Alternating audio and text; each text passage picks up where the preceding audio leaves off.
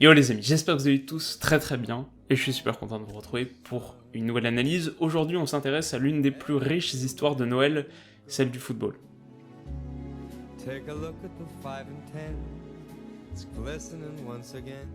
Alors certes c'est une drôle de manière de démarrer cette vidéo, mais la première chose qu'il faut savoir, c'est qu'aujourd'hui on ne joue plus au foot à Noël. Et le 25 décembre, les fans de sport auront plutôt un œil sur les Lakers ou les Clippers qui disputeront l'un des 5 Christmas Games de la NBA. En foot, l'extrême majorité des championnats européens profitent d'ailleurs de cette période de Noël pour fixer une trêve qui suspend le déroulement des rencontres. La Ligue 1 par exemple reprendra ses droits le 11 janvier, la Bundesliga le 18. En Espagne et en Italie, c'est un petit peu plus tôt. Seule exception à la règle, le fameux Boxing Day de la Première Ligue. On a le 26 décembre par exemple un superbe Leicester-Liverpool. Donc aujourd'hui, plus de matchs le jour de Noël, mais ça n'a pas toujours été le cas. En Angleterre, justement, à la fin du 19e siècle et au début du 20e, les rencontres du 25 décembre étaient un rendez-vous incontournable de l'année. Et même avant le développement du foot professionnel, certains jeux de balle ancestraux et régionaux se pratiquaient surtout le jour de Noël.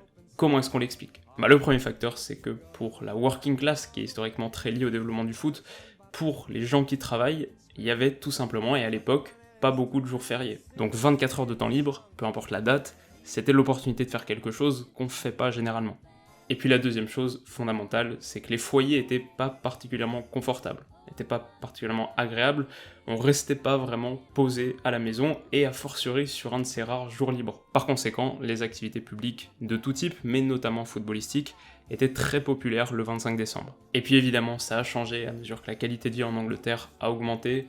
Le jour de Noël est progressivement devenu un jour salon, un jour famille où on reste chez soi, et les matchs de foot, eux, ont été progressivement décalés au Boxing Day, le 26 décembre.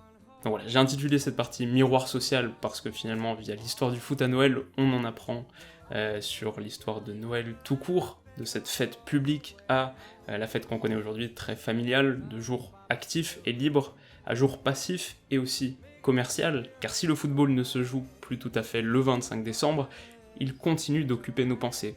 Et les clubs rivalisent d'ingéniosité pour en tirer profit. Là aussi, le sport est un prisme fascinant qui éclaire nos habitudes, notre mode de vie. Alors pour finir maintenant, j'ai choisi de vous parler très brièvement de 3 matchs du 25 décembre qui ont acquis un statut un peu légendaire, et le premier, c'est le tout premier match de l'histoire du football professionnel joué à Noël en 1889, et opposant les invincibles de Preston North End à la très grande équipe d'Aston Villa. Le Preston l'emporte finalement 3-2, sera à nouveau sacré champion, et illustration parfaite de la popularité des matchs de Noël dont on parlait tout à l'heure, c'est que c'est à l'époque avec 9000 spectateurs, une des plus belles affluences de l'histoire de la Ligue. Le deuxième choix ensuite, c'est un match dont vous avez peut-être entendu parler via cette image qui ressort invariablement sur les réseaux sociaux. Chaque 25 décembre, en 1937, Charlton et Chelsea s'affrontent sous un brouillard si épais qu'au bout d'1 heure de jeu, la rencontre est arrêtée, mais il faudra 20 minutes au gardien de Charlton, Sam Bartram, pour s'en apercevoir. De retour au vestiaire, il retrouve ses coéquipiers douchés, habillés, hilar. Et puis enfin, le plus beau match de Noël de l'histoire est connu de tous et n'a même pas été disputé par des footballeurs professionnels, car le 25 décembre 1914, 100 000 soldats anglais et allemands oublient le temps d'une journée la folie qui les condamne, franchissent le no man's land, échangent cadeaux, paroles, chansons, disputent plusieurs matchs dont on ne connaîtra jamais le score.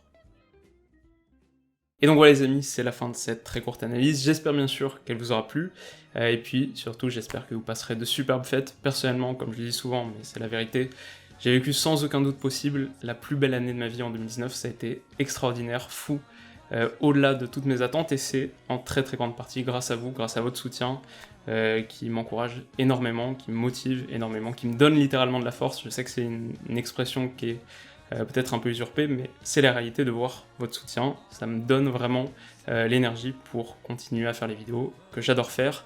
Et donc voilà, je sais pas trop comment vous rendre tout ça, à part peut-être avec encore plus d'analyses en 2020, et donc c'est ce qu'on va faire, quoi qu'il en soit, et de notre côté, je vous souhaite donc une très bonne journée, bien sûr, joyeux Noël à tous ceux qui le fêtent, et puis surtout, prenez tous et toutes soin de vous, merci encore.